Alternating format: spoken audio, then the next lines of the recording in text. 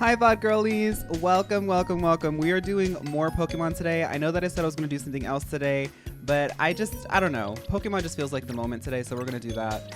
I wanted to say at the top of the VOD, I haven't said this to the chat yet. Somebody left a comment. It was a kind comment, but they said they were asking if I had any like hopeful things to say about the world. I think that the Capricorn in me tends to be a big realist.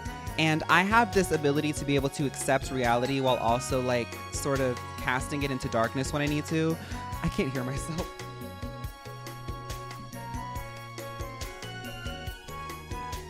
And I just wanted to say that like I know that I feel like lately I've been a little bit more candid, I guess, than I normally am when I talk about things in the world. And I think that sometimes I can often remind people of some of the harsher realities of the world. I'm trying my best to sort of open up a little bit more. That's like kind of a process that I've had in my entire life. But I wanted to say this at the top of the stream, that I know that sometimes I say things, but I just wanted to say, like, everybody in here in this community, in the VOD channel, the people who show up in this chat, like this community is truly made of queer people, allies, so many people who walk in a more like marginalized space. And that's something and an experience that we all share globally. I think that's what makes this community so unique, is that we all globally sort of share certain experiences. And this isn't to dwell on the suffering of it all. I think life, regardless of who you are, where you come from, part of life is to deal with the hardships. Those hardships make you grow. And I wanted to say that this right now can be a big hardship, but I'm not trying to be some guru or anything, but maybe I can just impart some perspective. I think that all of us here, I think queer people, anybody who sort of allies themselves or feels in any way part of our circle, we have a big power. We tend to be highly creative, very expressive. Against all odds, we cannot do anything but be our actualized self. And that is something that is so powerful and so inspiring to people who even say that they don't like us. And I just want to like remind you that if you're going through something hard right now, whether it be school, work, it's a tough Friday, it's gloomy outside, you can't get out of bed, you do have something intrinsically so special in you. And every day I hope that you remind yourself that it is special, regardless of what your phone says, the TV says, the internet says. You have something really, really special in you, and you should never, ever, ever, ever, ever feel ashamed about it or scared about it, because you deserve to feel loved and protected. Literally forget all that noise. Like, you deserve happiness. So that's all to say that if I do start dwelling on other things, I just wanted to say that at the top of the VOD, I just wanted to put that out there. I felt it on my spirit. Okay. Hi, everybody. I know some people were coming in while I was ranting. I have electric, grass, all types, water, dark, ground, poison. Wait a minute. I know who we're hunting today.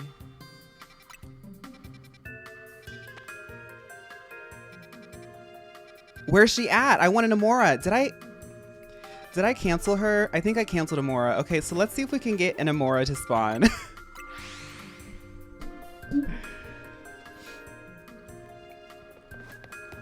I just think like something that I've been doing at the top of this year and kind of like since like around my birthday is I like try to not let a voice in my head like be belligerent and like mean or critical. Like sometimes I'll be like, oh, I'm stupid, I'm silly, I'm blah, blah. I don't even want to say that. I'm not trying to be like, oh, I'm the baddest here.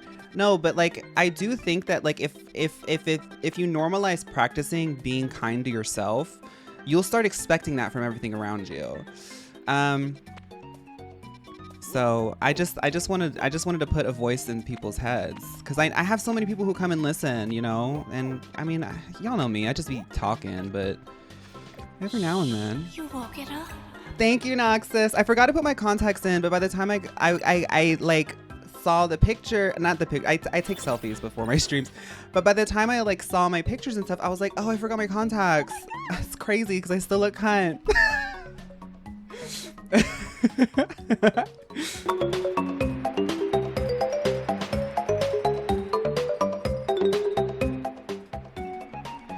Phaun, your channel's really safe space for me. Thank you, Zach. Y'all are my safe space.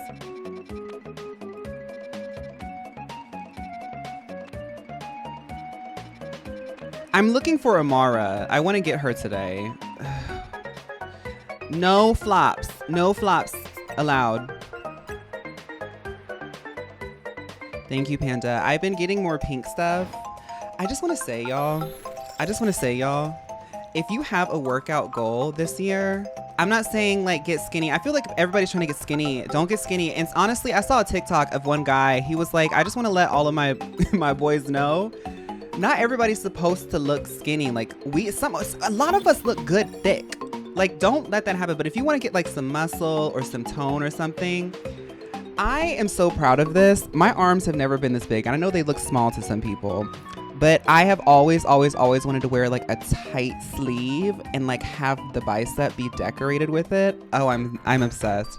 I saw that in the mirror today and I said, I'm starting to see the results. I'm starting to see the results. If you have that idea, I promise you, if you push through the hard days of getting that momentum, 3 months in, you'll start getting crumbs, and that's when you'll get into it. Fawn the Twink, thank you. Thank you. Me and Asterion, I need to find a vampire because I need to lock it in. Me and Asterion are going to be the forever twinks. I say that and watch Karma like be like, okay. Twink death. I'm a skinny guy, and when I work out, I see the results. It's so rewarding, but I also go through phases of my life where I work out and phases when I don't. Shielded Badger, I'm also quite thin, and I will never expect, unless like I start taking like, you know, and I'm not interested in that. I'm very much vegan, but I understand that I'm not, some people can like do like 50 push-ups a day and like they look built. I'm not that person. And that's fine. That doesn't mean that I can't like, you know, tone it out and things like that. It's like a mega evolution to me.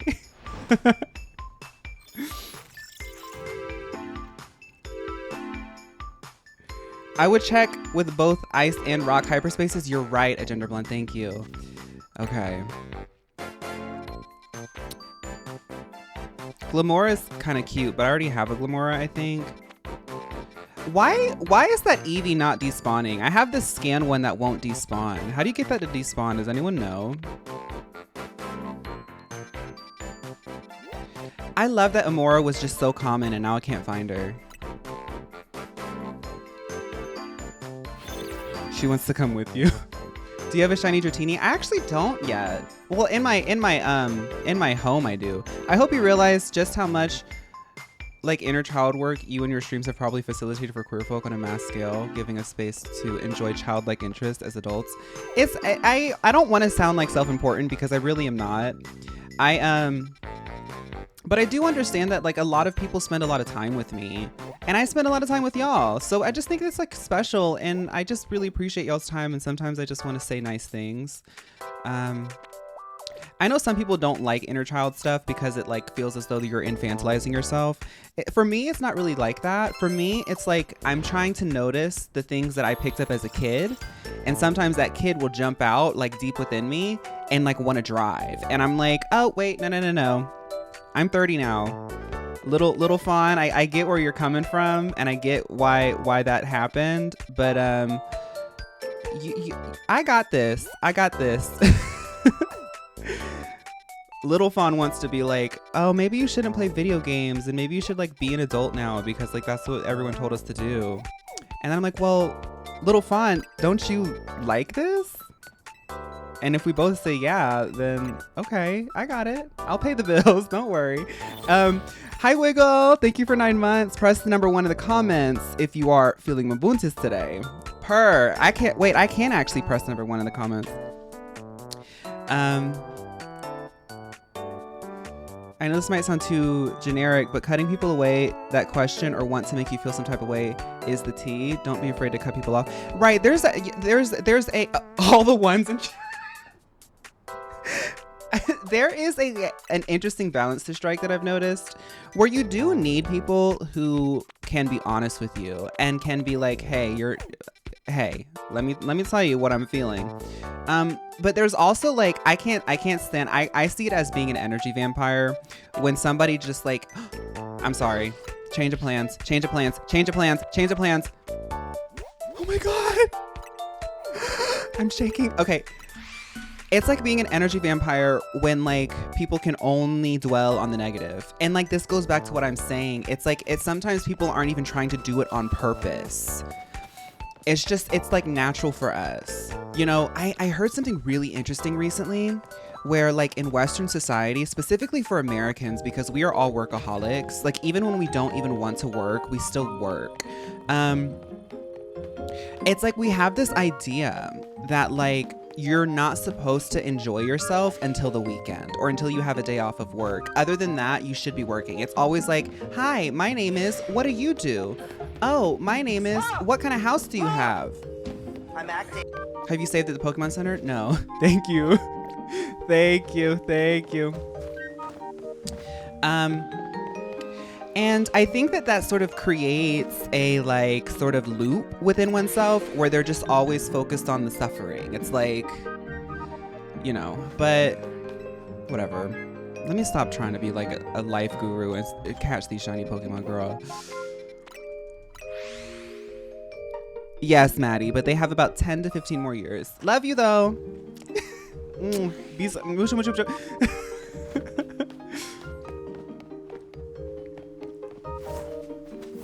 That part, spam, that part.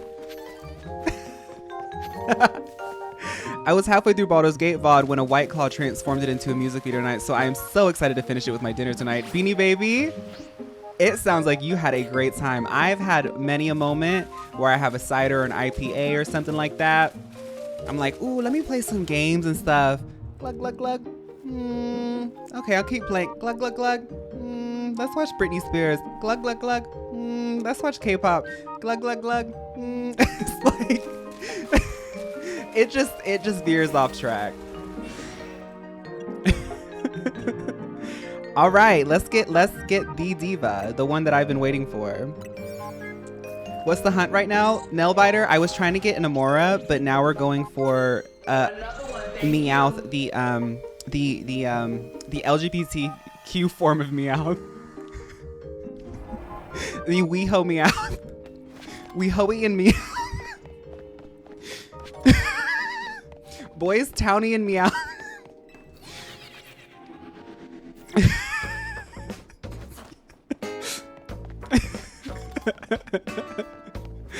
After 3 drinks, when the hangout turns into educating the locals about Chung Ha's trajectory, girl, it's like, you know me.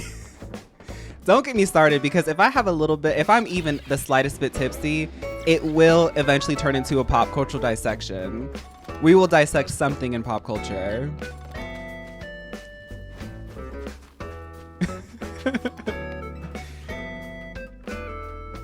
Like, when I start getting a little bit tipsy, I'm like, so do you play games? I'll literally be in the bar, in the club. So do you play games?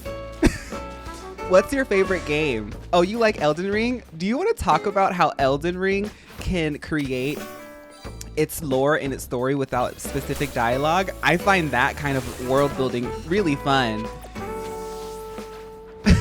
I just can't help myself. I like what I like, and I like what I like. Okay, so there's a lot of spawns.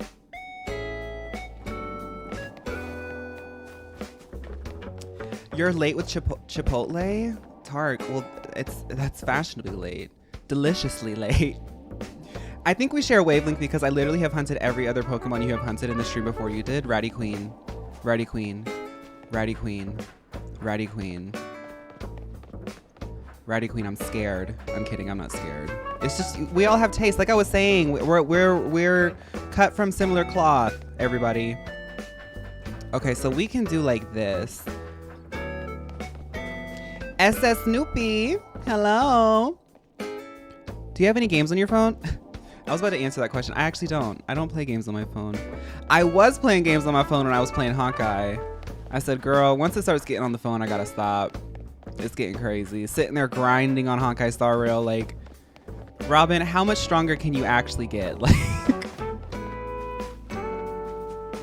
This music makes me think about how much a Phaun ACNH stream would have ate back in 2020. Oh, if only I was on the internet. I was on the internet, but I was incognito. Have you seen Cyrene? I think I have. Harmony and unison. A little. I need to get rid of the games on my phone. They take too much of my time. Oh, Cardigan, get them off your phone. Yeah.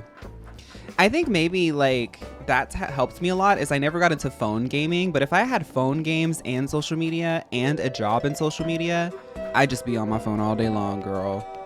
Nervous system shot. Brain. Low attention span. Grinding gacha games. Like I would just, I know how I am. I am a creature of habits. We all are in some ways. But when it comes to dopamine, this is why I think that I might have like undiagnosed. I'm not going to go back into that. We've already talked about that. I'm fine. I appreciate everybody's advice because some people have chimed in and given me some advice and be like, you're okay, diva. And I do agree. I'm okay. But I do know my limits. And if I could play Legendza on my phone while also like sitting on TikTok and making TikToks, it'd be over. Being able to separate the devices for me does help a bit. There's a moment of reflection when you switch to the next device. I had my favorite Fire Emblem character as a phone wallpaper like a year ago. I was a +1 at my ex's BFF's wedding. Didn't know anyone. He was in the groom's party, so I was by myself most of the weekend. I was at the bar getting drunk, had a phone out. The guy next to me was like, wait, is that Hilda from FE3H? And I screamed, Cerisi! That's cut. That's the word of the day. Sorry, y'all. I'm gonna stop cussing. Cardigan, you can still play your games. Just play them on something else. Or don't. Just download them again. If you get bored, just download them again. Phaun, the way you enunciate some words is so beautiful to me. I need you to read audiobooks with your soundboard plugged in. Another Patreon idea. Just like a multi-week series of me reading an audiobook with my soundboard.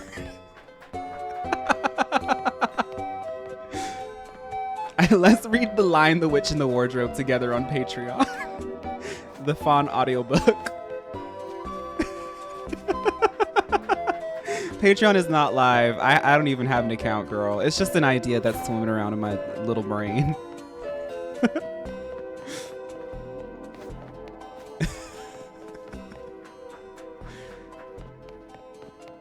Oh, did Kaya do that on IG? Oh, I could just do a live stream.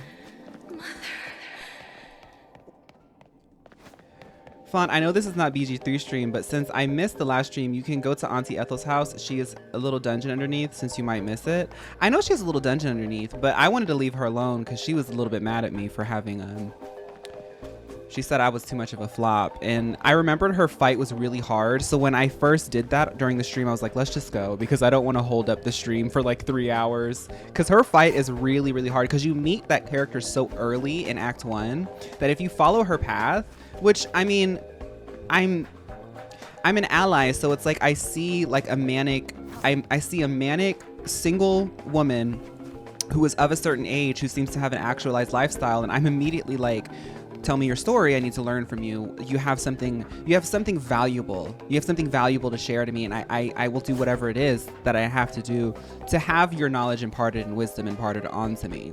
So you meet her so early that someone like me of my disposition will naturally follow her. And in my first playthrough, I naturally followed her. And I thought that she was a little bit spooky in my honesty. And I said, okay, well, because she literally has a pregnancy trap. Like that girl that's in her house is like pregnant with something and the hag has to like harvest the baby and like she can't leave. So I was like, well, this is kind of messed up. You know, I'm pro-choice and this is very much a pro-life situation. So I fought her and the fight was really, really hard. So in the second playthrough live, I was like, yeah, I'm not gonna mess with her because the stream, I wanted the first stream to be good and I didn't want it to like meander. You can cheese that fight by Arcane locking the door. Are you kidding me? I love Baldur's Gate. Actually, drop the Phaun SoundCloud Diva Skip on Patreon. Oh, like my soundboard. No, I don't know. I'm still working on my soundboard. I have a lot of sounds I don't even have incorporated on my soundboard yet. The Meowths are not resetting. Don't say that. Yes, they are. Up there. The ones over here are not because we're too close. But you see, there's none over there.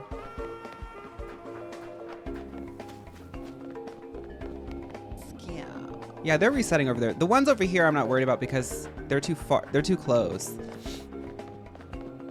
I'm from Chicago. Is there a Phaun past music on SoundCloud? It's all private. Okay, so before I started doing content, story time, I've rehashed this story for a lot of girls, so y'all can just cover your ears or like zone out or whatever. I deleted social media when Trump first got elected because I found it like overwhelming. I used it just as like consumption. Like I didn't really like do anything like as a job. It had nothing to do with my job or anything like that, my lifestyle, my livelihood. So I just deleted it. I was like, I can't listen to like racists and transphobes just like yap on Twitter all day. I just can't do it. I can't do it. I was off of social media for like a year. And granted, I am a zillennial, so I grew up on social media. Like I had a MySpace. Yeah, I was there when Jeffree Star was saying the N-word. And sorry, that was a tangent.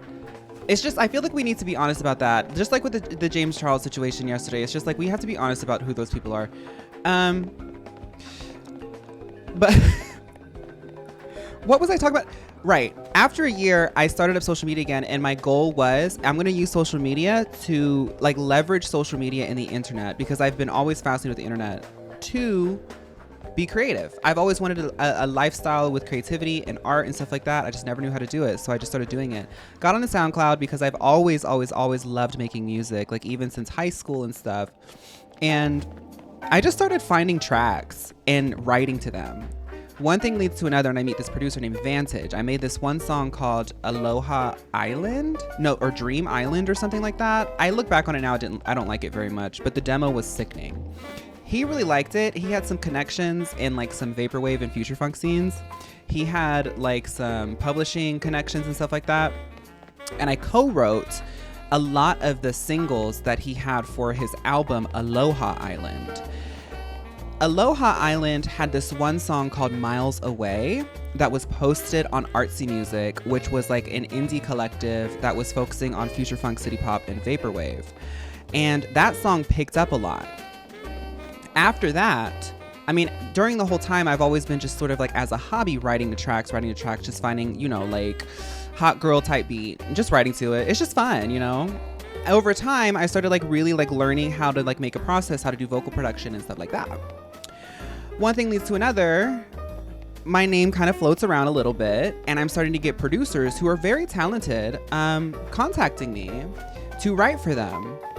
Lay down a track, lay down a vocal, lay down a demo. I do that because I'm like, yeah, this is what I wanted to do. After that, I started getting really, really depressed with working in kitchens. I do like cooking. I like kitchens. I've always said like working in a kitchen feels like being on a pirate ship. It's just so fun. Like you can be really anybody as long as you can get the work done. You create a family in a kitchen most times. But the work itself was not rewarding enough for me. It did not match the life that I thought for myself at the age that I was at. And I was like, I'm going to start like really, really trying to make art my thing. So I opened up a Fiverr. And when I opened up that Fiverr, I started saying yes to everything. You have a track that sounds like this? I'm gonna write to it. And now let me tell you this. I made some money. I didn't make a lot of money, but I was making money. I was building up my resume.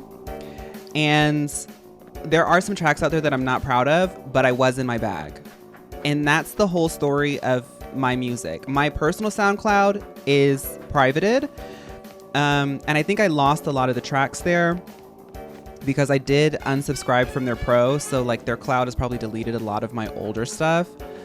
And I've pretty much tried my best to scrub a lot of my older work because I don't think it fully represents the clarity that I have now about my creativity. But that being said, my digital footprint of music is out there. I know that was long-winded, but I just felt like I had to give the whole story. Bye, Alka-Seltzer. Thank you for hanging out. Zillennial here too. I wanted to listen to all your music. Oh, well, delele woo. I do want to get back into music. I have been like in some personal time. Sometimes when I have like moments of just like kind of sitting and doing nothing, I have been finding myself opening up some tracks again and just kind of like humming to them and singing to them. Sometimes I'll have like a fun little like lyric or something. But that kind of stuff is like very momentum based for me. I think content, like this is the stuff that I've done the most consistently, but when it comes to like my creativity, I tend to like hop. I'll make music for 2 years and then I'll just stop. I do have a Spotify, yes, but I've abandoned it. I still have like the account and everything. And a lot of the stuff that I'm featured on, I don't know how to remove it. Like there's some songs I don't want my name on, if I'm being real. La Fleur de Pois was me really trying to do my own sort of solo work. That was before I wrote that EP that got canceled. And that EP was sickening, but I think it's gone forever. Do you ever sing on Vantage's album or you just wrote for it? I sing on the album. I can't remember all the tracks I sing on, but anytime you hear a voice, it's most likely me. I'm really proud of that stuff. I don't want to be like, oh, I'm such an important artist. No, but I think it's like really important to lean into the stuff that's like really fulfilling and fun for you. And it's not going to be easy at first, but you always come out of it seeing your growth. And I'm really proud of that. Like talking about, you know, your inner child. I think little me, if I could go back in time and tell little me all the stuff that I did in my 20s, I think that he would be really, really excited. La Fleur de Pois was a beat. I remember listening to it on stream. La Fleur de Pois, I think that I produced that. I can't remember what I did. I think I produced that. I produced it, and then I had a someone I still follow and keep in touch with sometimes, Fiber Music. He is a very talented audio engineer, and he does a lot of DJ sets that are like future funk. I had him produce and mix that and master it.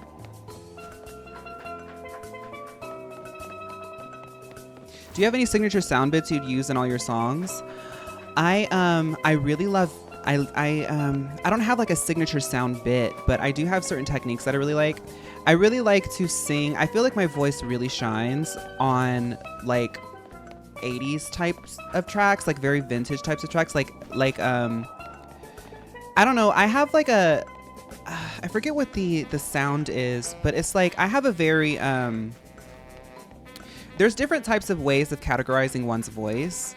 Like obviously there's like tenor, baritone, alto, soprano, bass and stuff like that. But even in there's different distinctions because there is no one way to sing. That's why you have people like Billie Eilish and Beyonce both on the charts, because there's different ways of singing. Not everybody is a belter, but but a belter might not be able to carry a track the same way that Billie Eilish can carry like a more softer track.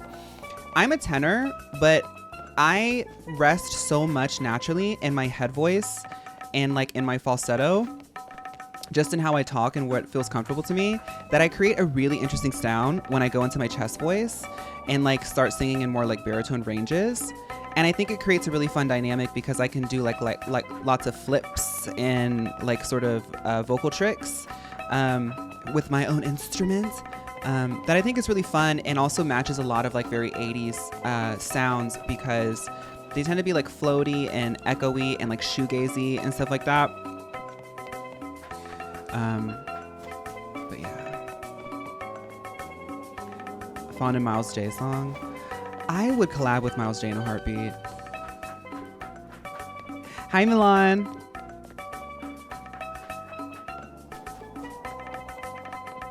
Yeah, but see, the Monica Ice thing was so fun for me to make. I could just make that in a quick second because I've been doing stuff like that for a long time. And I'm not saying that I'm like the best, but that's just part of my creativity, you know? Like sometimes I just open up FL Studio and chant into a microphone. Do you dabble in art forms beyond music and content creation? I like to think that my makeup is kind of an art form. It evolves over time and I learn different techniques and I learn different ways of like expressing myself. I want to get better at style. Like, I think like fashion and style is something that I really want to enhance. I think like I kind of started and I work with a base, but I want to really like put my foot into it this year and really try to like expand my style. I think that's a form of creativity that's really fun. I do like cooking, and sometimes my cooking is buck wild and weird, but I do like cooking. I think cooking is like one of the most accessible forms of like alchemy, because if you really think about it, you have all of these different ingredients and then you're able to synthesize out of it like like the same way that when you hear music and it makes you sad or happy, if you eat food, it literally creates an emotional reaction. And I think that that's fun.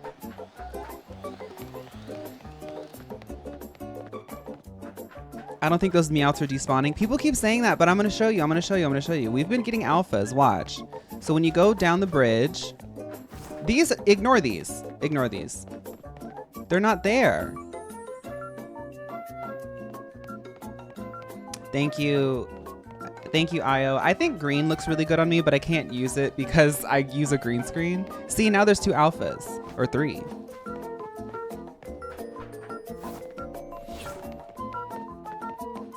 It's just, you know, this is the shiny hunt. Thank you, Io. I normally like to do like whites or like shimmer or glitter. IRL, by the way, y'all want to know what new camera I got? Y'all are going to see more details on my makeup if I decide not to turn on that beauty filter, because it does have a beauty filter. So I might show up looking... Y'all know those videos of people who like take the filter and then they save the video and then they apply the filter over and over and over again until all the other features are gone? That's going to be me. I like to put like glitter and shimmer, which doesn't show up on my webcam a lot. It just shows up as white. But I was like, let's go crazy. Let's put some blue. A little blue for the Friday shiny party.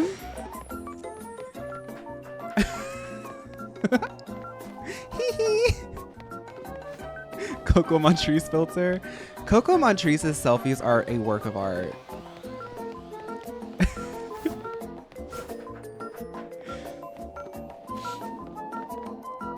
Okay, I'll show y'all.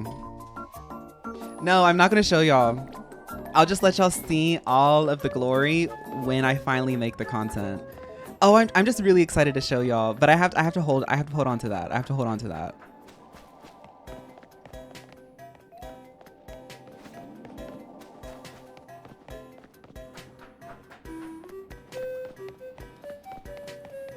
Coco Montrese's AI School of Drag? What? Coco, what are you doing?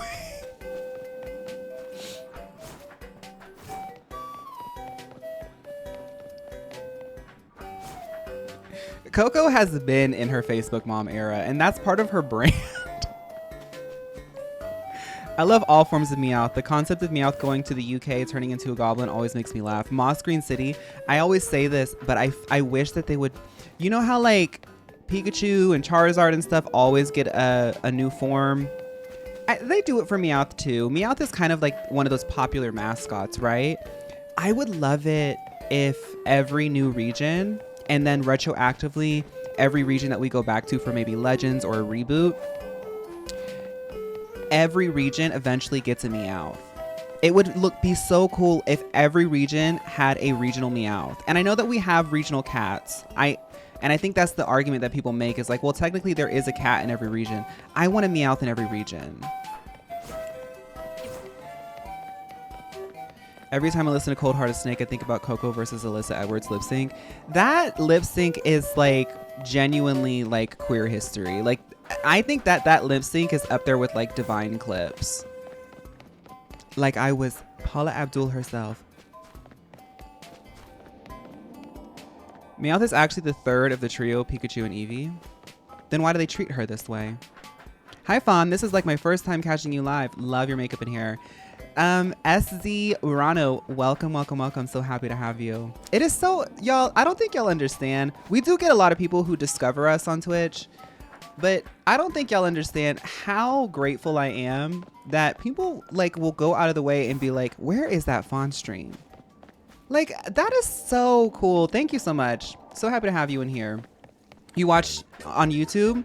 Well, I'm happy. I'm happy for your support there. Just to let everybody know, the VOD channel, if you're engaging with the VOD channel or the Twitch stream, it genuinely equates in terms of like how it supports me as a creator. So I only ever encourage people to come to the VOD, come to the stream if you want to chat or just like talk to me directly. But don't ever feel as though like your support goes unnoticed on the VOD channel. It's just a little bit more of like a lurking environment, but I do try my best to respond to people. Thank you. Cizrano. I'm gonna say that, Cizrano. If there's not a vowel in between two consonants on a username, I have to like make one up. The VOD channel carries my work breaks and drives. Nice. You're my background noise while playing Marvel Rivals. And you better be winning, Daniel. Girl, I've been in Plat 3 for a few days. Plat 3, that's the highest I've ever gotten. I've been in Plat 3 for a few days. And all I'm saying is the girls need to wake it up. Because it's not my fault a lot of the times. It's not my fault a lot of the times. I'm going to go ahead and get rid of these Meowths because there might be a chance of them like respawning like over time as I'm doing this other thing, and this alpha kind of freaks me out.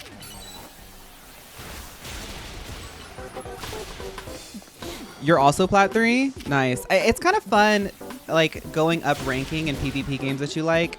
You don't really feel it a lot in like Pokemon, like Legendza, but in Marvel Rivals you do feel it a lot. Like there's a tangible difference between gold and plat in terms of how people play, and that's kind of been fun for me. It's been kind of fun to like be like, oh, okay, so people are actually doing these sort of, people seem a little bit more aware in Plat 3, and that's not to say that every gold player is not aware.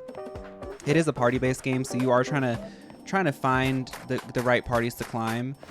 But it's different. It's like more fresh. Like I find it fun. I'm like, oh, okay. So now that I'm in Plat, like I'm finding myself being challenged to handle things certain ways. Like y'all know I play Psylocke a lot. Pickled is playing Pokemon. Y'all know I play Psylocke a lot. I normally start the game with Psylocke. I did a really fun game yesterday where we were doing like a capture the point type of thing, and like you have to get 2 points to win basically. And I was noticing, I was like, I have highest eliminations, but we aren't capturing anything. We aren't able to hold space. I'm like, the tanks are not holding space.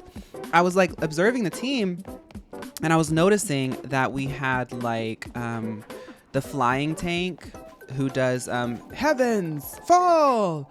And we also had somebody else flanking us. So what I did as Psylocke, which is a little bit unconventional, I think, was I started defending the healers. I was trying to like get kills or get ultimate charge off of just defending the healers because I knew that they were going to come in. So I would like hide around the healers as Psylocke in my pink dress, my pink skirt. And when I saw somebody coming for my healers, I said, assassinate. And the healers kind of picked up on it and started healing me more.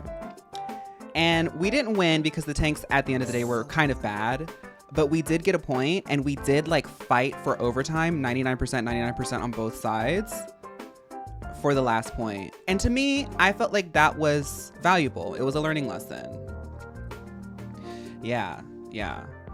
Normally if a tank is sucking, I don't even care if there's two tanks. I'll just switch to Emma Frost, but they were hogging Emma Frost. And the other things that I play are Wolverine and Jeff. Wolverine is very, very niche. Wolverine is for when I can tell that we cannot break through like a Magneto or something like that.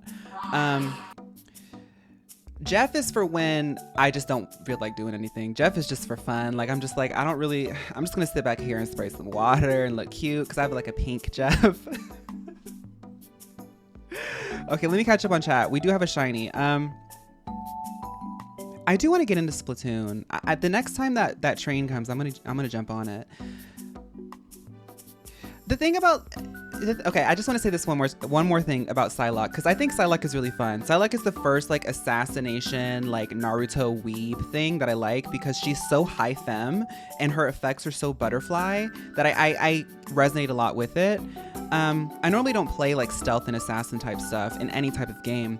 I really like Psylocke because I know that they changed her recently, but I like to think of her as like a floating pixie support. She's like an offensive pixie of the team. The way that she moves around and her effects and everything, she's very, very squishy. You can take her down really, really easy, and she has to like sit and poke around. But it's kind of fun because her mobility is so high that you can kind of like jump around like a little pixie and like sort of support people and apply pressure in certain places. And when you notice there's a chance to like sort of take somebody out, you can kind of go in and then dash back. And you kind of just sort of orbit the team in a really, really slay way. I started using a mod that only gives Halsin a cuter haircut. Thank you for introducing me to such splendor these mods provide. Yeah, Baldur's Gate 3 mods are really the moment. Your first Psylocke video was so funny. Uh-oh, I've been discovered by a man. That was before they did some changes. She still plays the same, but she gets punished a lot more for like being aggressive now. I feel like I've gotten better since then. Hi, Saros. Okay, shiny alert. So what are we catching this in? I guess I'll show y'all what it looks like. Cerebi Alolan Meowth. I'm thinking Moonball. Moonball does have like a really nice look to it. I'm not evolving this. This is just for the collection. I think Moonball.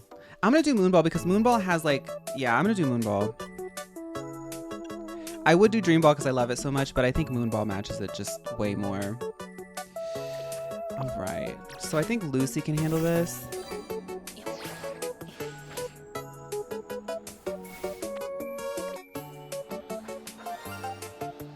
Come on out.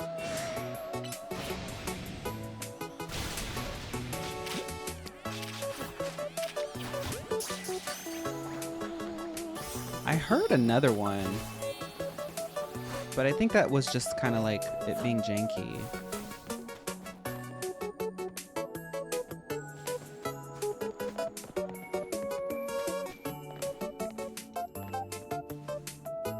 I do want Pokemon. I would scream if Pokemon in Generation 10 revealed that they're going to like have all of the Apper Balls, but then also let you customize them. Because I would just make Dream Balls for every color. Check the Houndours. Yeah, I'm gonna check them. I'm just trying to see a path that's like of least resistance. I'm so impatient that I don't even like doing like the stuff to get rid of things, like switching Pokemon in and out. I think that was just... Oh, seals. Yeah, they did do that before, didn't they? Yeah. Okay. I think that was just sound effects. They do that sometimes. They need to let us put accessories on Pokemon in Gen 10. Oh my goodness. Yeah. Oh my god. Oh my god, wait. Wait. I need a Lux Ball one. I just got another one in a Moon Ball. Oh my god.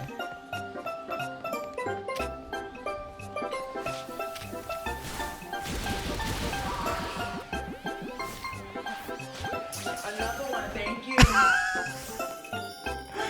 Y'all, oh my god. Yes. Okay, Liquid Heaper. Yes, Diva, get the Pokemon. Go.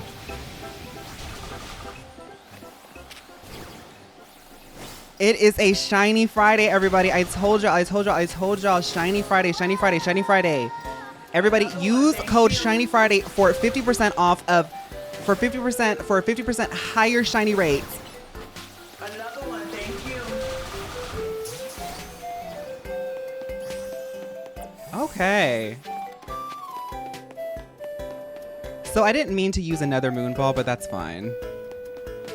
That's like the third or fourth Sableye in my collection.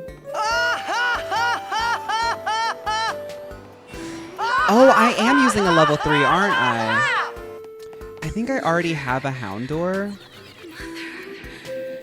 Oh, that's unfortunate. I think I already have a Houndour. I wanted to say, somebody in the chat suggested that I invest in Pokeball berries. Yes. I think, not the berries, but donuts. I think the donut system is really fun. That's why I haven't touched competitive since, because I really prefer shiny hunting. But I am aware that the donuts really provide all kinds of different ways of grinding. Rebecca Black is smiling down in your game right now. Down? Isn't she like in LA? So these are the 3. This is 1, 2, and 3.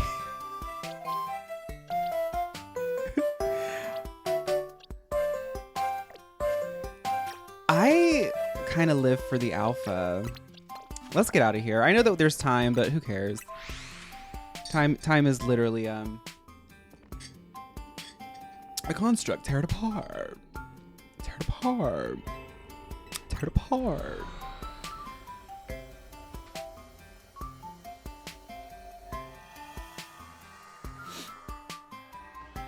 Okay.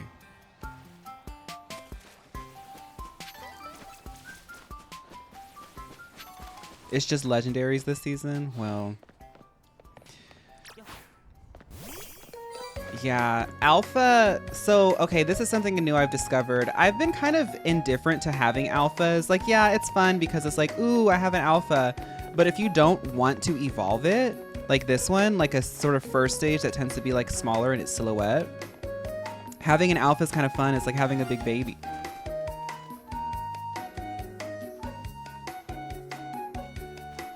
Y'all heard that, right?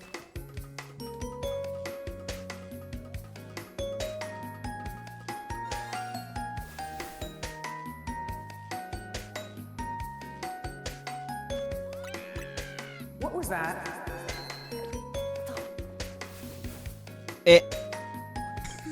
Another one, thank you.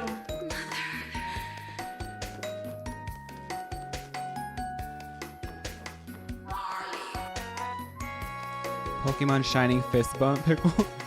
Where is it? Shiny Bunnelby? I like that. I don't think I have a Shiny Bunnelby. Do I have a Premier Ball? Yeah, I have a Premier Ball. Oh, why is it looked like it was when I was falling down, it looked like it was just like a static model laying face down. Another one, thank you.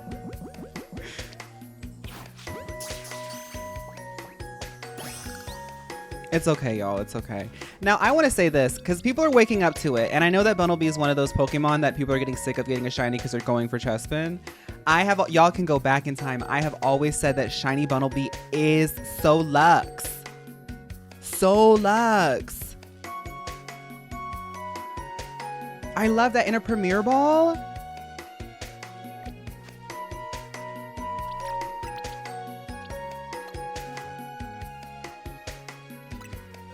It's so luxe. Like, okay, so shiny Bunnelby. Do I have an Eevee? Like shiny Bunnelby. Oh, I have a shiny Diggersby. Shiny Bunnelby, and like shiny Eevee. Like that's the energy I'm talking about. You changed my mind on shiny Bunnelby. Not that I ever really minded it, but you woke me up to its slay. Yeah, I think Diggersby is also pretty cool because it has like that fun color scheme. But I think Bunnelby is like the cutest out of the 2 for the shinies. Okay, now let's see if we can get Amora. I didn't mean to go in there. All right, let's get another playlist. I'm gonna have to put together like another K-pop instrumental playlist. I don't know if we can do that anymore because I feel like K-pop companies are starting to copyright their instrumentals too. Like even the fan-made ones.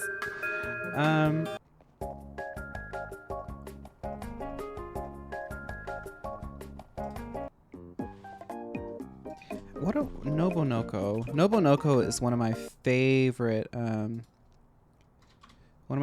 producers that does copyright-free music. Let me find one of their albums.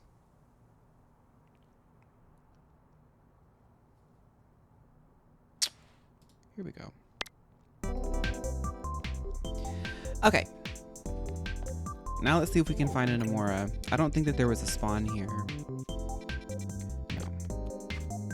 Hi, Serpy. Did I say hi to you? My number 1 shiny ever is Shiny Milcery. That's a good one. What's my number 1 shiny? Oh, Jumpluff. Yeah, Jumpluff.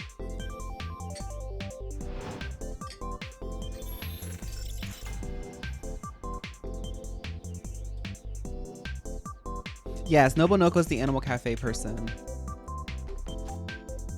They make music that you can use for content. But their music is like the perfect vibe for us. Or at least for me. Shiny Simipour, that's a good one too. If you do make K-pop instrumental playlists, you need to get into NCT Wish. Their instrumentals are so crazy, and I think they're right up your girly pop alley. I hear a lot about NCT Wish. I saw a clip, like, you know how Spotify will do like stories and like vertical videos now? Because I listen to so much K-pop, they recommended that to me because I guess they have a new release, and it was just like a bunch of boys like giving like fairy cam. I was like, who are these divas? Because, you know, it's normally like maniac, da, da, da, da, da, da, maniac, but these guys are like, I was like, wait a minute, wait a minute.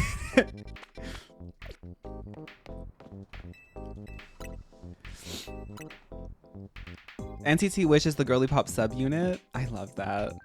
Shiny Auroras is probably my fave. I'm going for her. Shiny Trevenant Phantom. See, if I had to choose between both of the Grass Ghost divas, it's Pumpkaboo for me. But I do like Shiny Phantom a lot, and Trevenant too. But I like it when they're like, I don't know why, I gravitate towards like the cutesy little ones, like first and second stage evolutions. See, like that large hyperspace might have Amora in it, but I don't want to deal with a large hyperspace. Like the ideal situation would be a small hyperspace with Amora. FX's instrumentals? I love FX in general. My two favorite FX songs are Rum Pum Pum and Electric Shock.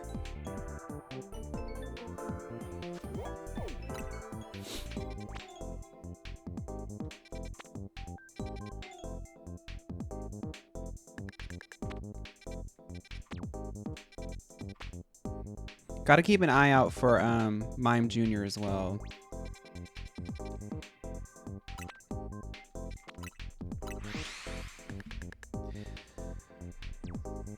NCT Wish is the girly pop unit I fear. They are so fierce. If you need introductory songs, my faves are Melt Inside My Pocket and Baby Blue. You know how I get into K-pop? The moment I see a new group or somebody new who's hit my radar, oh,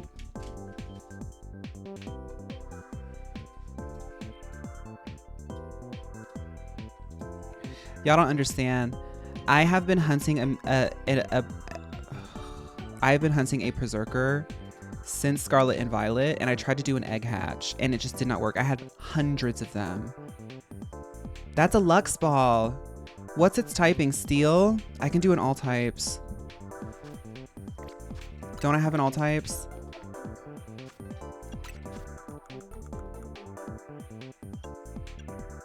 Level 3 all types. Let's do it.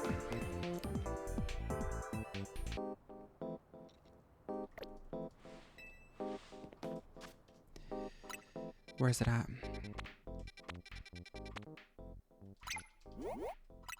And it's a small hyperspace. Oh, we're winning.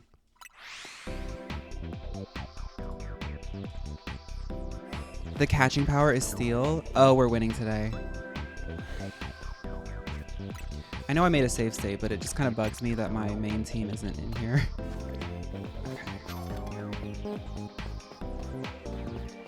One of the most fun things is like when you like connect with somebody new and you like get to see their Pokemon team, because like I feel like we make our team and we kind of just like stick with them in the save file for a while, but like you don't really think about it. But I love seeing like somebody's save file and like I'm immediately like, what's your team? Like what team do you use often? Like which Pokemon do you use often? Like at this point in the game, like if you're end game, like for me, I keep the same 6, and like, you know, I might eventually switch some in and out, but those are my 6 right now. Okay, so we're ready.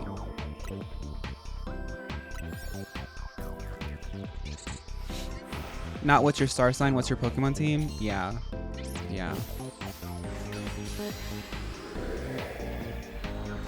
Don't remind me of all my unborn eggs in SV. Girl, Spam, I tried so hard to go back into the Masuda method and I was like, I can't do this. Not after the shiny sandwiches.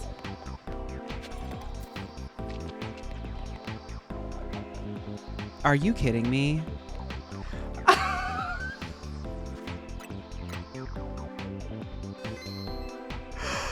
Okay. Shiny alert. Walk up. Another one, thank you. No, no, no, no. I'm messing up. I'm messing up. No. My fingers. My fingers. My fingers were messing up. I couldn't do it. That's why I always prepare my Pokeball before. You always prepare your Pokeball before. No.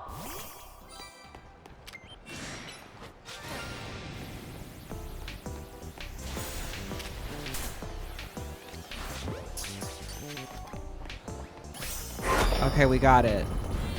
I tried to change. Okay. Is there anything else in here that would be cool to Another have? one, thank you.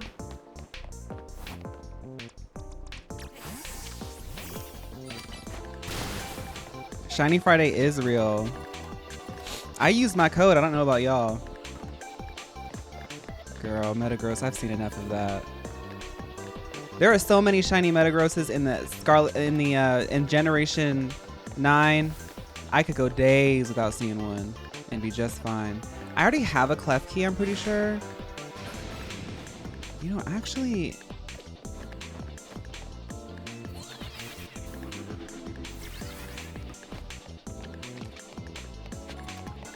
I want to check to see if I have a Clef Key. Oh, Milo, take your time, Milo. Take your time. It's not a rush. You know, I was listening to something yesterday that I thought was really cool, and it was about like not being so caught up in the end, the finished product, the finishing, getting to the end of something, because normally most people tend to like work on stuff and then they get the thing and then they just look for the next thing to do, but there's so much journey and memories and so much to appreciate in the moment. I'm not trying to like conflate you trying to beat Pokemon, but it just made me think about that. I've been kind of applying that to some things lately. It's just like, you know, I am like in a period of my life where I should just be present and just kind of like look around and be like, huh, this is temporary and it's kind of beautiful. All this stuff that I'm experiencing is very beautiful. Okay, so let's sort.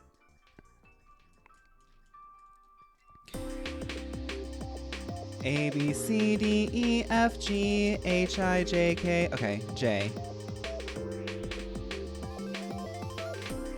Clef Key.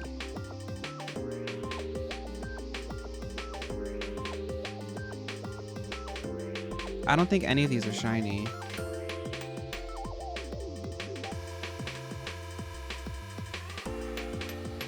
Yeah, none of these are shiny. I don't have a shiny Clef Key yet.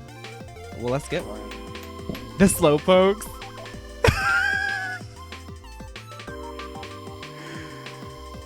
Yeah. This is my Pokemon home, y'all. Imagine what my computer looks like with the GPL. And here I don't really try that hard, but like, this is kind of how I naturally am as a person. So.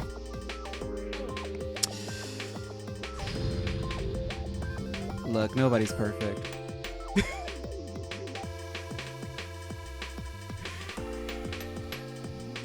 You can use the X button to search. Really? Boo Boo Keys. Top 5 Pokemon of all time off the top of my head.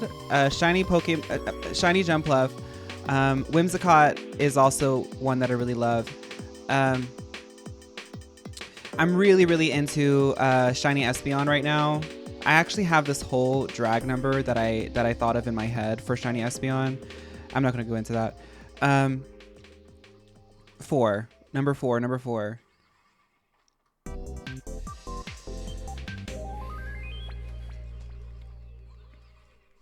You know, it's really crazy. I can't even think of a Pokemon right now.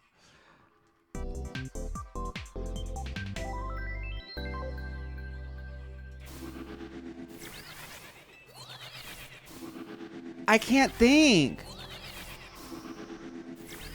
I can't remember any Pokemon. Muna. I like Muna.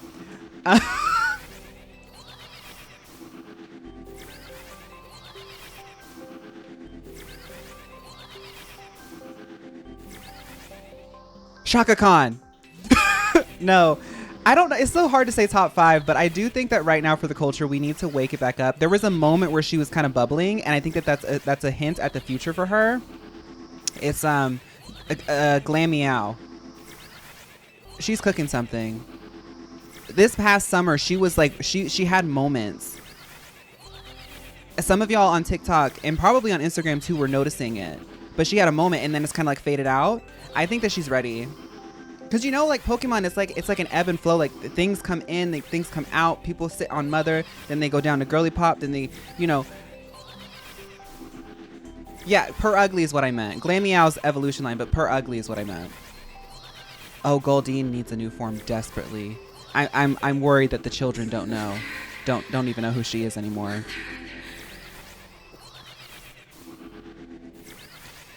Okay. This is like literally making me feel crazy. All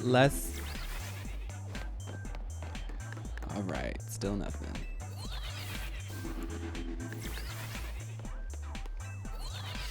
Okay, so here's I think of drag numbers for Pokemon.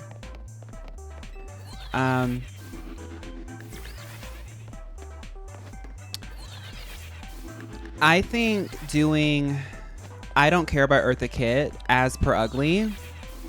High Love is Kai would be really sickening. Eartha Kitt often plays with like cat sounds. Like she does like growls and meows and stuff in her songs. So it would naturally be Kitty Cat. But PURRRR tends to be like a little bit, you know, Eartha Kitt, I Don't Care. The song is like really dancey and fun. But I think like because PURRRR has that sort of look of like being like almost like grotesquely cunt, and it has that one really sickening iconic pose on the TCG where it's like laying on its side. What I imagine in the drag number is as the song is playing, the stage is empty, and like you could just find some guy who's there's a dime a dozen of muscle gays waiting for attention. You could get one of your muscle gay friends to like dress up as like a himbo version of like a Pokemon trainer or something, and you can be in the pose and have them pull you out onto the stage in that pose, and then you start lip syncing in the pose, and then you get up and you dance around and you collect the tips and stuff like that. But that's how I think of PURRRR. Thank you, Thomason. I love these sleeves. But the look would be very like I think PURRRR could definitely do like very, very high glam queen, but I also think that PURRRR could be very much like a gender mess sort of look, where it's like I could definitely see like a fuzzy sort of mask presenting bear, like in a really sickening ornate like gray and pink corset with like gray beard, gray hair, everything gray, with like long cat nails and like a really like well made like lined and shaped lip. I could see that. I could see that. PURRRR Shiny is Fierce. I don't think I've ever seen it. Let's see.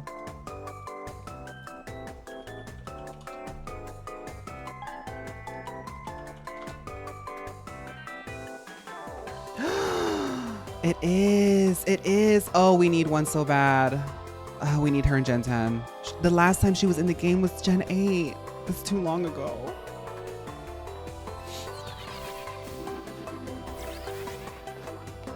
Bruxish, I don't know. You know, it's really weird. Bruxish is like waiting for a drag queen to do a number of her. But I can't really think of a song. The way that I think of Shiny Espeon in a drag look, see, I I'm not kidding, y'all. Sometimes I can't go to sleep and I'll just listen to music. And when I'm listening to music, I'm either thinking of it, I think of like music videos, but sometimes my brain will just start being like, how can I make this a Pokemon drag number? Espeon, Shiny Espeon has a lot of different things. You could do like a reveal with Espeon, because, you know, people tend to like make fan art of Shiny Espeon as like an alien in a UFO, and you could make like a really glammy, like sort of big structure fascinator piece of Shiny Espeon with just like the sort of from like the chest up, like sitting in the UFO, and then below the UFO is just like a really pretty shiny gown, and then you can like easily take it off to like reveal the actual look underneath it, but that can be like an entrance, and you can wear those like sort of sclera contacts to make it look like more alien, and like paint your full skin green and like have like the perfectly matching tone of green to the green that you have on the skin, and that will like capture the monochrome look of Shiny Espeon. And you can just really do any song, like robotic songs, you could do weird songs, you could do like FKA Twigs songs, you could do Gaga songs. Shiny Espeon is just like such a like a fierce freak that you could do that. Oh, you could do UFO by 5? Yeah, I do that too. That, or like creating whole characters and stories. Yes, Machoke. It's that, what's that called? It's like a form of daydreaming. Do you consider yourself a drag queen or something adjacent to one? Mueller, I am really, really inspired by drag art. I also consider like cosplay like a form of drag. I think drag itself as a term really depends on like how deeply you understand it. Since I was in middle school, I've been watching like clips of drag queens on YouTube and stuff like that. And then when RuPaul's Drag Race came out, I was like locked in on season 1. And I watched like the first like generation, I think, and like kind of the second generation of Drag Race. The last Drag Race season that I was like locked in on was when Trixie won All Stars. I'm really, really inspired by drag. I don't consider what I do drag because I don't do looks that are like, if anything, I do like kawaii mall drag, if you can even call it that. I'm also like really inspired by like clowns, but I think clowns are a form of drag too. I think I'm adjacent to it. I think that I could do it. But it's like a lot of work. Like even mall drag is a lot of work. So I just kind of say that I'm inspired by it.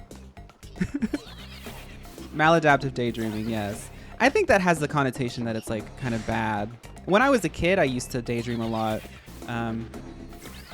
But it's not like something that I can't like control or something. What would Mega Starmie's drag number be? Well, a lot of queens are out there doing it. If I had to do a Mega Starmie, let's think. Let's throw some paint on the wall and see if we can make something up. Defying gravity for a Shiny Espeon.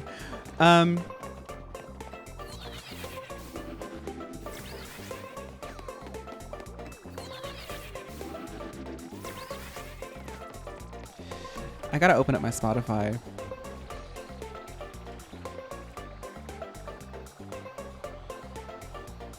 Here, let's do some resets while I'm trying to open up my Spotify.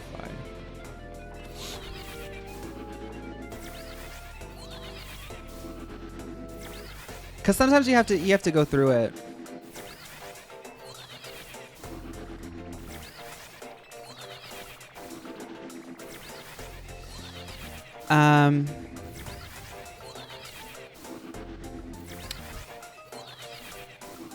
I don't know why, but off the top of my head, I'm thinking of Mega Starmie, because Mega Starmie's silhouette is so like, so crazy.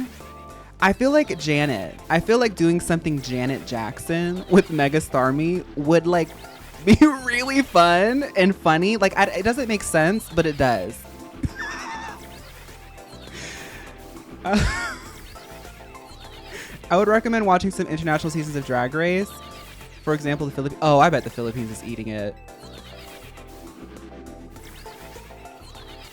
All for You Legs edition.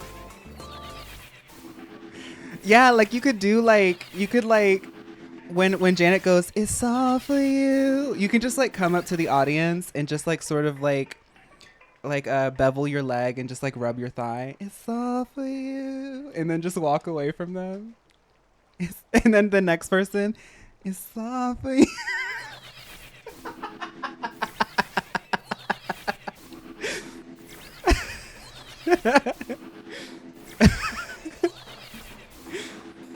And then you absolutely need to do like a really, really like sort of involved dance break. And there's nothing I love more than when a drag queen, you know, there's like dance numbers, right?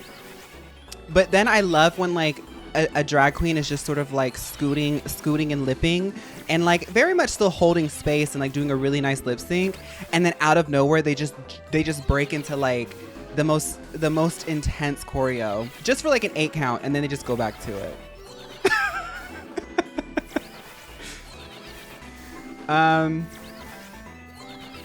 I have this idea for Garden of Eden for sexy Tangrowth, where you could like wear like a sort of like really, really long I don't know how you would construct this. Really, really long, dense tendrils at the shoulders that cover the whole body. And then underneath, you have like fully padded out, corseted, and like shaped out body in like a very like sexy bikini. But you can't see it until you like sort of like revealed it, and then you can hide it again. And I was thinking that you could do that for Garden of Eden by Lady Gaga. Because she says, "I'll take you to the Garden of Eden." You could show a little cheek and stuff. I'll tang you to the Garden of Eden.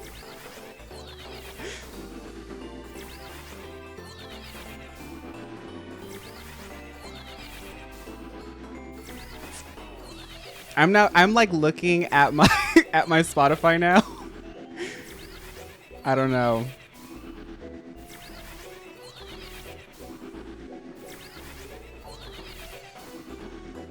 Medusa cosplay underneath Tangrowth drag.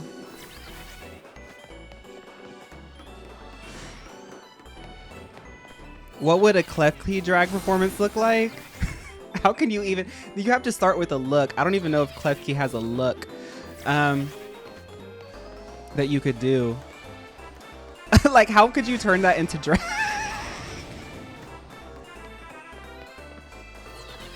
Unlock It by Charlie XCX.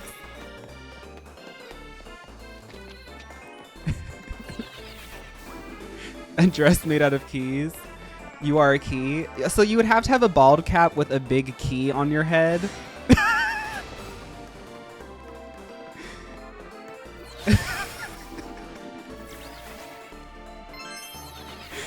Luca Balenciaga, thank you for 6 months. Diva, thank you so much. Open My Heart by Madonna. Ooh, Anarelli. Oh, like earrings and stuff? That would be fun.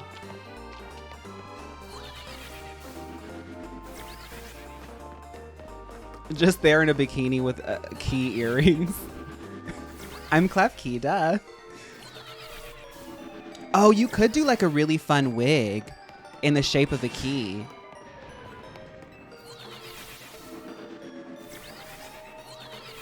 I'm really interested as to why these Klefkis aren't turning shiny.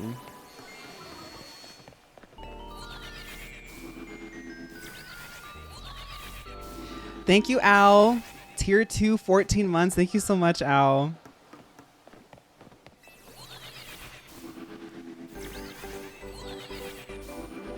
Okay, somebody said Labubu, so that'll be actually kind of fun.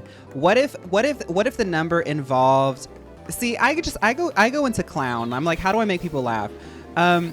What if you had like something where it could hang off of the arms? That way you could like kind of hold it in that shape, you know? Because they kind of hold it. And in the animation, Klefki does like open its arms and swing the keys around. But what if the gag was that like the gimmick is like Klefki keeps finding like weird things hanging off of them? Like instead of keys, it's like a Labubu or like I mean, you could really do anything. Dirty underwear. You know, like, I don't know, like, you would have to have some way of like revealing the thing. Or maybe they go around and collect it. Like, you could do this with the audience where as you're like sort of lip syncing to the audience, you can do that sort of magic trick thing where you pull something out of like your sleeve, but it looks like you're pulling it out of like their ear or something. And you're just like, I don't know what song you could do, but you'd just be like lip syncing to the song. And then you'd pull something out and you'd be like, girl, why do you have dirty underwear in your ear? And then you collect it and you just move on. You pull a Labubu out. Like, girl, what is that? Homie, thank you for the bits. A Tamagotchi, a Furby. Like, just go crazy with it. You'd have to have some big... Oh, guess. Oh, wait. No. You can just have a bunch of different, like, forms of underwear. And you could just do Guess by Charlie XCX.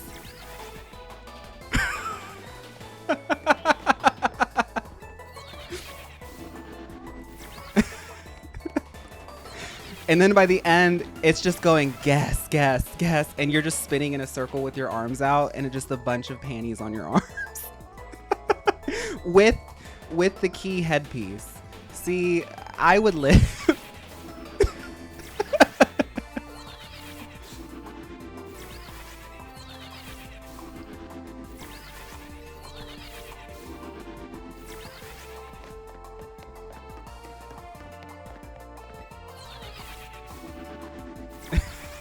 It has to be a floppy key headpiece.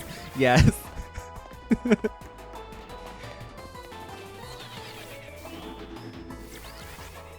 No one would guess because the color was dirty.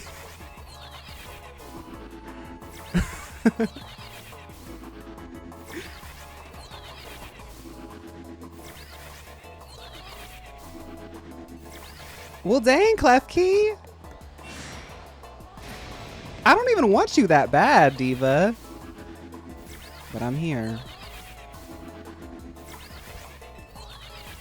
Okay, Maso Chic, Geodude Rockstar by Lisa.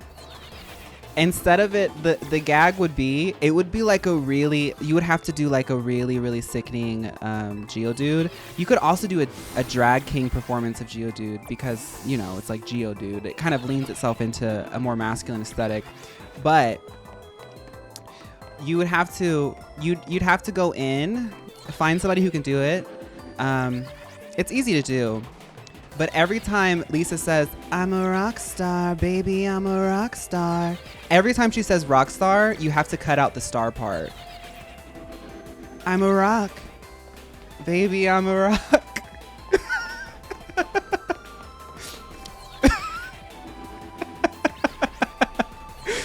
Pluto, hey Phaun, what artist do you think deserves to escape the Kaya Asylum?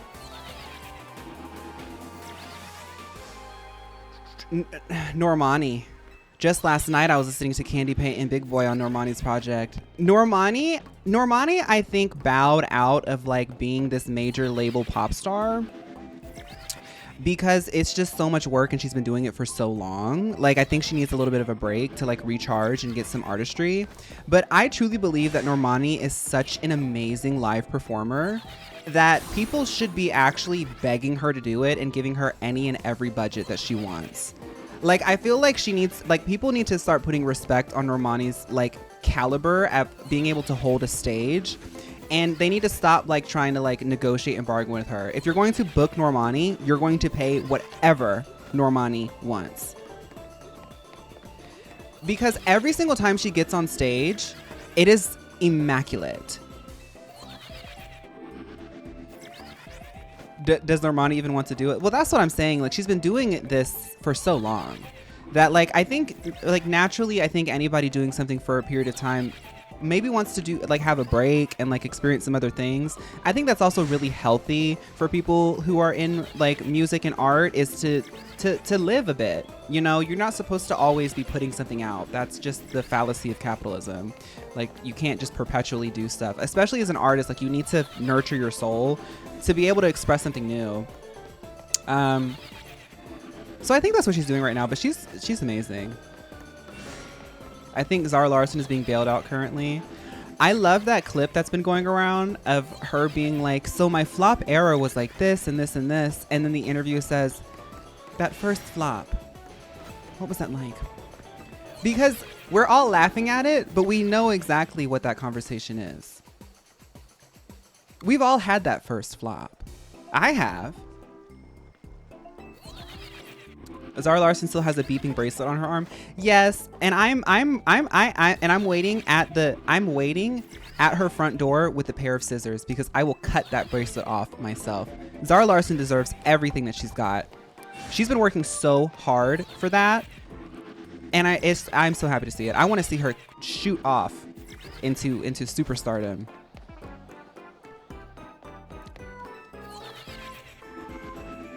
If you haven't had a flop or two by the time you're 30, have you been living? You should be proud of your flops, everybody. Oh, Cupcake deserves a lot of attention.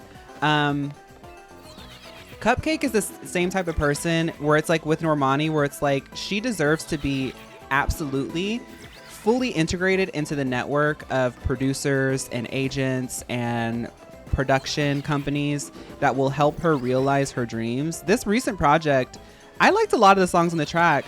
I think like I wish that they went a different direction with some of the music videos and the lead singles and stuff. But she's also like she owns all of her stuff. She's completely independent. So I think that also changes like sort of how she approaches things. But Cupcake can write a lot of the girls out of the studio. People tend to only really pay attention to her like funny meme stuff, which she obviously leans into because people like it. Like you see her live shows and there's so much energy and light at her live shows. Just a bunch of like girls, gays, and theys, the girly pops genuinely coming together to moan in unison. If there's anything that's just like deeply human, it's coming together to make noise. And I love seeing her live shows, and I want to see her elevated to like superstardom. In 2026, I'm manifesting BB Rexha's escape. I think that she's up next. BB Rexa, some of the girls, I'm the type of girl that I think that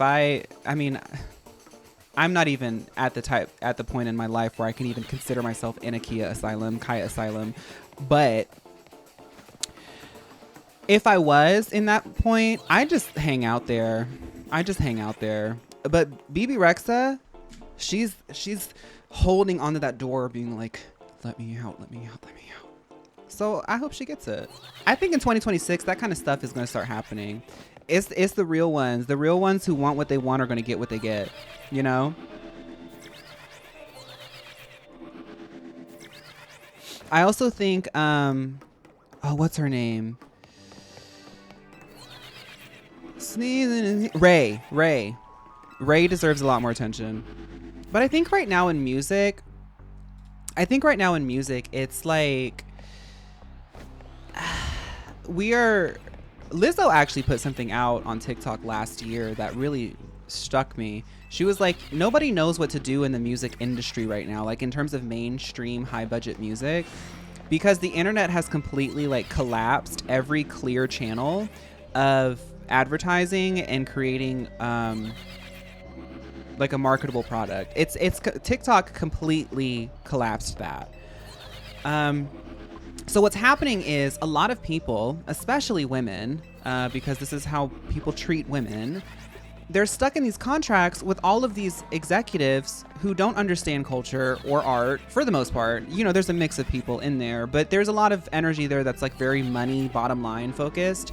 And they can't really gauge what the culture's like right now. So they're like, make a trending sound on TikTok. If you can't make a trending sound on TikTok, if you can't make a trending video on TikTok, if you don't have TikTok engagement, then we won't put out your album. We won't fund your next album.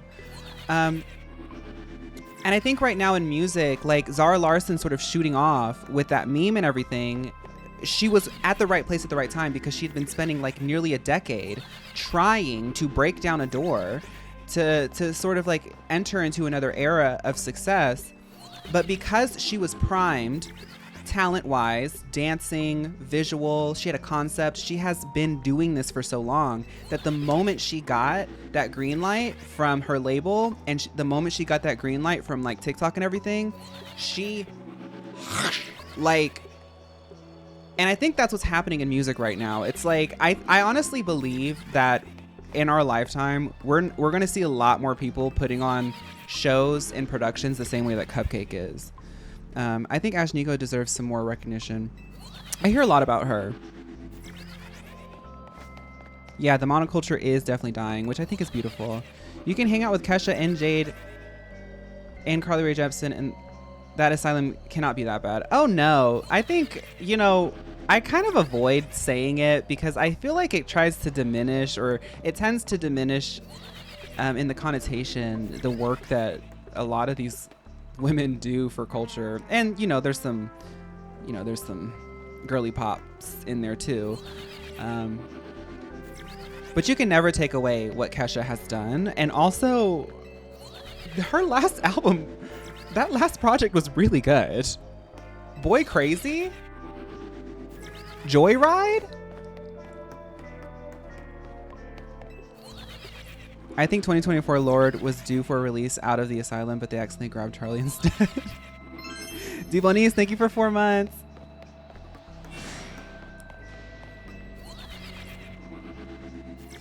I'm obsessive, I'm fixating, I want all the boys lately fly me out and entertain me. Oh, oh, I'm boy crazy. Oh, you're my fixin', you're my craving. I want all the boys lately. That song is so good. Oh my goodness. That song makes me want to just like jump around in like neon lights. I guess that's every pop song.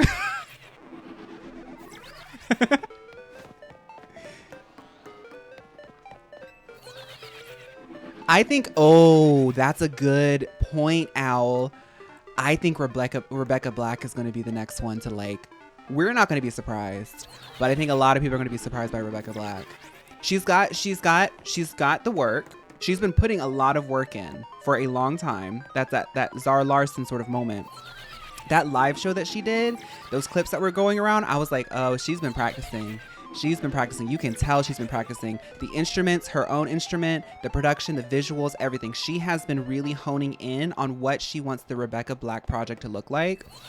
She's also got the story. She's got the narrative in the sense that she did Friday. That's always been a thing. And her recent project was, I think for the first time, a really sophisticated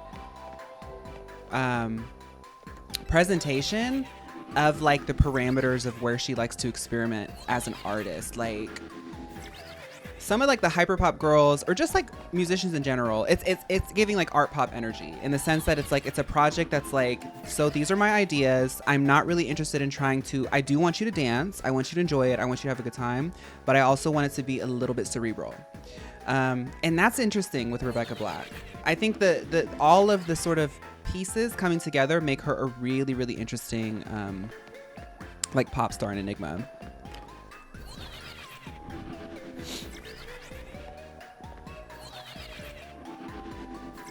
Friday really isn't that bad.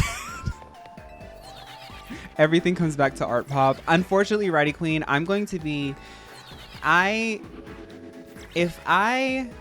I do think that I will, when I get to that point in my life where I am just an old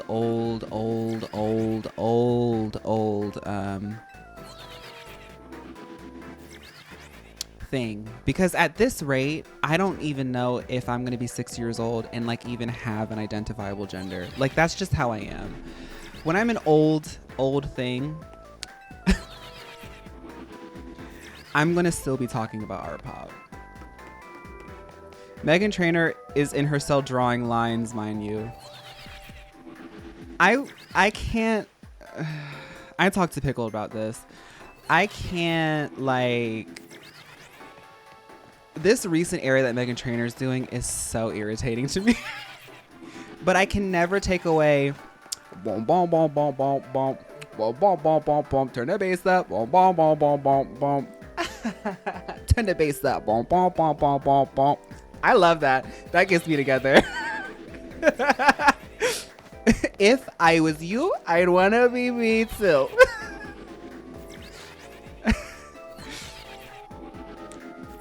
I don't remember when, but Pink Panthers once said that she focused on building a fan base rather than relying on general public hits, because then you can be more creative and expressive. And I really think that we're going to see this soon with other artists. Crystal Aria, I think that a lot of people are waking up to that. I think like especially like a lot of like creatives, we tend to be very fascinated with like how things are received from other artists, you know, like it's not necessarily being like, oh, is it popular or not? It's more like, what's the reaction? Because I think like a lot of us as creatives, I say us because I feel like most queer people are creative. It's more interesting to be like, oh, so how did they take that? Because I get what she's doing, you know? And I think like Pink Panthers, Zara Larsson, I know that they're kind of like different, but Pink Panthers is kind of like one of the girls leading the charge on that. The idea of building community. And even Lizzo said that in that TikTok. I have that TikTok saved and I listen to it a lot just to remind me. Lizzo recently has been pivoting, and she really believes, as well as a Grammy Award winning artist, she's like, where the actual sort of meat of culture is right now, it's in building community. Like you need to, it doesn't matter how big or small you are, you need to build community, because you're right. Like somebody said earlier, I think it was you, Crystal, that monoculture is like kind of dying. So like relying on these channels of like big sort of mainstream things, it's like diminishing returns because it requires so much to get greenlit by these gatekeepers. And then by the time you do it, most people who are interested in culture and consuming like culture and art, they're not interested in what's on TV. They're interested in what's on their niche TikTok algorithm. So you might as well lean into like the unique stuff. From a scale to 0, Mabuntis, how pregnant are we feeling today? You look like you've taken your Mabuntification pills today. No, it's just the Maybelline concealer. I'm feeling a little bit less Mabuntis today. Yesterday I was very Mabuntis. Today, -1 point. The gatekeepers, sorry. Yes, Matero, I am so happy with this community. I have to pinch myself often because, wow, like my life. I love it. Y'all have really helped me come out of my shell. Like people who were here day one, people who are just now showing up today. Y'all really genuinely have helped me come out of my shell. Like this is the person that I am now is, I feel like somebody who has been trying so hard to like dig through all the layers of like masking and stuff. And I actually prefer to be this. Like I prefer this. I mean, obviously I'm not doing like an hour of makeup to go to the grocery store and like wearing my cute little sleeves or whatever, but like this is me. I'm so proud of it. Like anytime people ask me like what I do or what I like to do, I have to preface it by saying, please stop me if I go too crazy, because I am so passionate about what I do. And it's like, it's more than just like the reward of like putting a cool video out and getting like attention. It's like the validation that my human spirit feels by y'all is so important to me. I've spoken to Gagphrodite and Bartholomeus, and they're sending you a surplus of beautification pills from Chica Limpos. That first mask. How did that feel?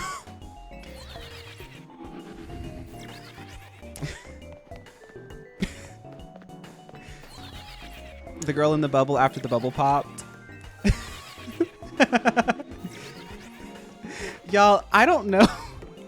I'm just gonna keep going to the end of stream for this clef key.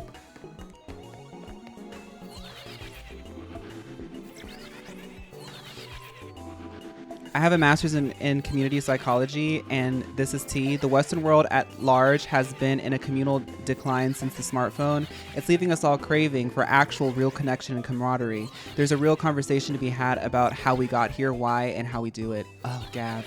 Gav, you're a Gold Kitty Club girly, so you know this about me already, but that is so fascinating to me. because I see that. Just earlier today, I was listening to something about how people are like starting to get rid of their smartphones and like getting flip phones again, and people are like going outside again, quote unquote, and they're really reevaluating their connection with social media, because it's like these phones and this social media really enables us to authentically express ourselves in ways that we never have before. But at the same time, it's being capitalized on by very, very greedy individuals who are exploiting our like nervous system, really. So I think like people can identify with it, that we really want community. Like a place like this is a very, very unique community. Just like for me and for y'all, like we are getting something from each other that I have never thought that was possible. But yes, there's a lot of conversations about how we got here, why, and how do we get out of it.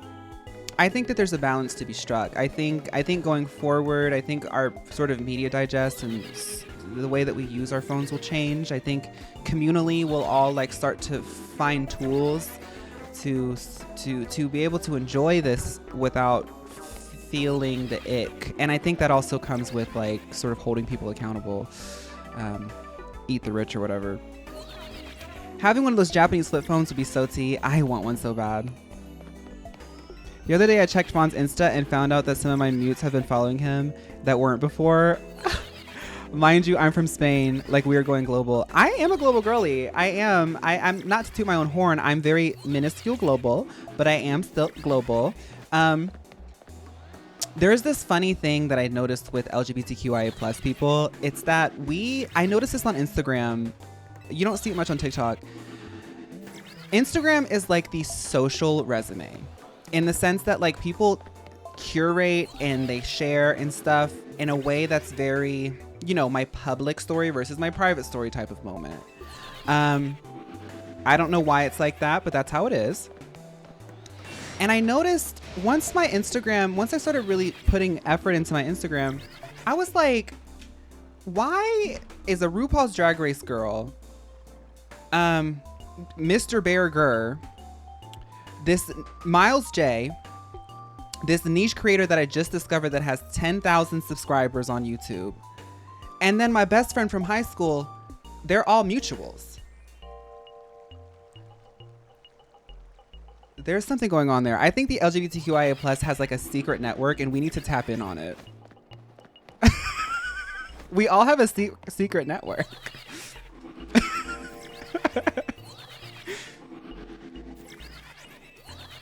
The Phaun agenda. You saw me on your friend's YouTube For You page? Well, that's kind of cool. What's the password? The password isn't going to be a word. Everybody has to bring like a cup and a straw. And you have to go.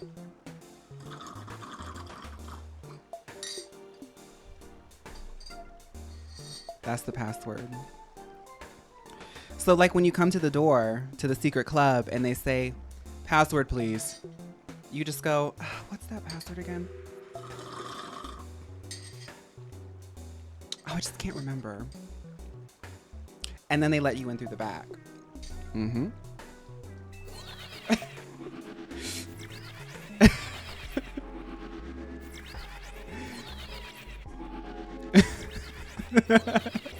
Everybody's like going to be, I'm thinking of like a secret club and there's like a line of people and only certain people have like cans and cups of like water.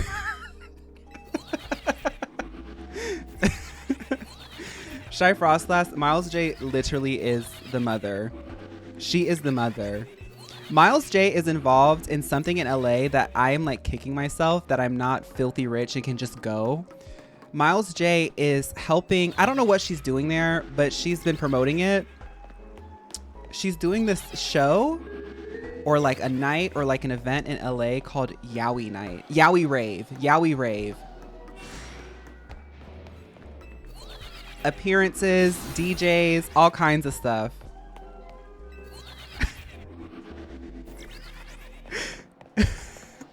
Maybe she's just going and she was sharing it on her story, but I saw it and I said, wait a minute. I followed the account because I think they plan on doing more events if the first one is like successful. And I was like, okay, if they're doing another one, I have to go.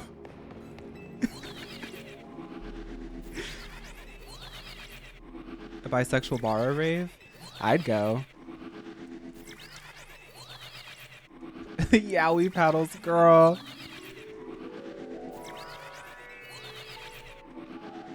Links, please. I think if you just go, it's an Instagram account. Let me see if I can look up their handle. I also follow this person on Instagram that does these like really beautiful. I'm gonna show you all this at the risk of doxing myself because this is my Instagram account. This Cult of Mao. They do Pokemon nails. They do Pokemon nail art. I'm obsessed. I am obsessed. Yes, Bible Girl does follow me. She was one of the first girls, one of the first like more famous girls to follow me, and I did shake in my boots a bit. Okay, let me look up this Yowie Rave thing.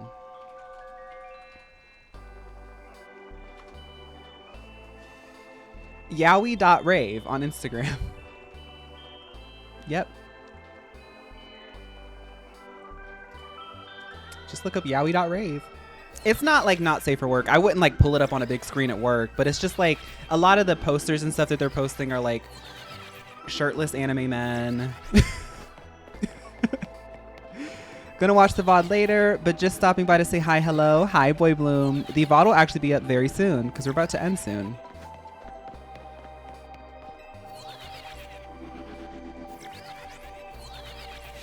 But yeah, those nail arts, I am low key. When I get to Chicago, I've been looking some people up. I don't know how much gel nail art costs, but I have been, y'all know that I keep like bare boy hands. But I want to get some like gel nails. I don't want to get like long ones. I want to get ones that are like kind of my length and like have it be a little bit more like neutral and nude with like cute like girly pop stuff like a heart and star and stuff. I want to do that. I saw Chicago it's such a big city that there's so much that you can do that I'm like, I want to for the first time I want to go get like gel nails.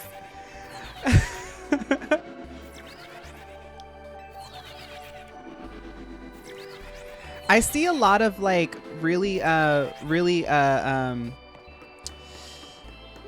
there's this one guy who does tarot cards on TikTok, and I love his voice so much, and I love his nails so much. He always has like very like minimal but very stylish nails, and I'm like, man, I want to do that, but there's nobody around here who does that. I'm sure it'll be like a few $100, but I was like, I don't know. It's going back to that thing where it's like sometimes you just have to do things for yourself that you know you deserve. Like taking care of myself. Like one of my mantras this year is I tell myself this sounds so corny. On my mood board I have a princess and a knight. A bunch of art of like princesses and knights. And I think it's so romantic and beautiful to think about that sort of situation. And I've been telling myself like I feel like a princess, but I'm also going to be my own knight in shining armor. That way I know exactly what I want and deserve, you know? And it's like a practice of self-love because I'm always like waiting until I feel allowed to do something without feeling bad about it. Like getting myself pretty nails because I've looked at nails and I follow nail artists for years, but I won't do it because I'm like, oh, it's too expensive. I don't deserve it. I don't work hard enough. No, I deserve it. I'm a princess.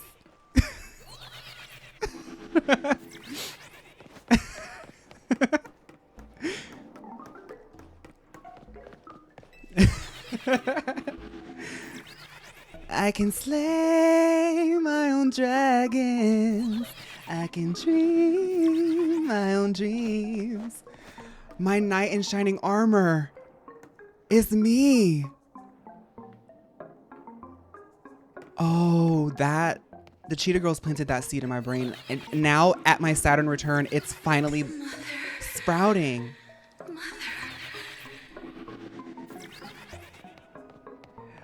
Otisons. That's a beautiful way to think of it.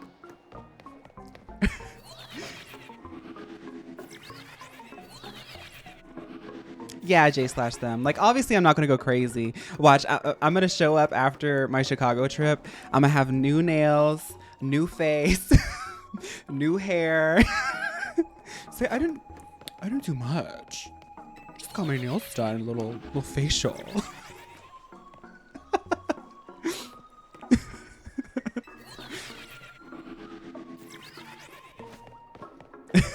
Full FFS.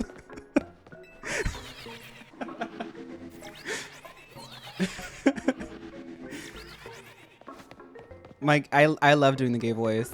Where's this clef key? I was so lucky earlier and there's no clef key now. Okay, I give up on clef key. Bye.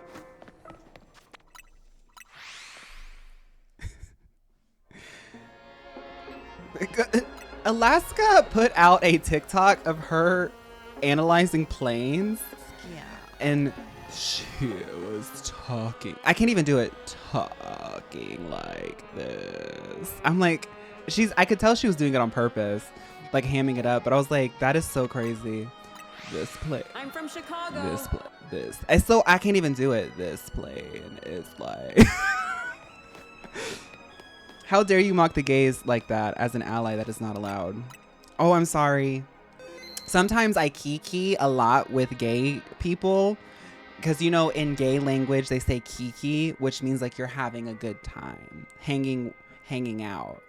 And sometimes I get too comfortable and I like code switch. And sometimes people think I'm gay, but just an ally.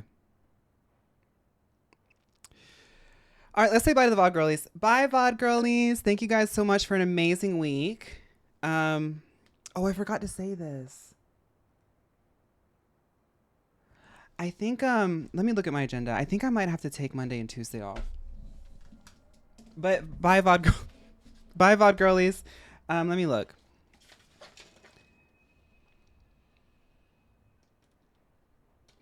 Yeah, I think I have to take Monday and Tuesday off. I have some things going on. IRL that I have to take care of. I tried to schedule around it, but it's okay. That means I'll probably work on GPL, which means it'll probably come out sooner. But we will still be able to play Pokemon, Baldur's Gate, Digimon, and maybe I'll try to weave in a horror game for Friday, huh? To make it up to y'all. Okay, bye VOD girlies.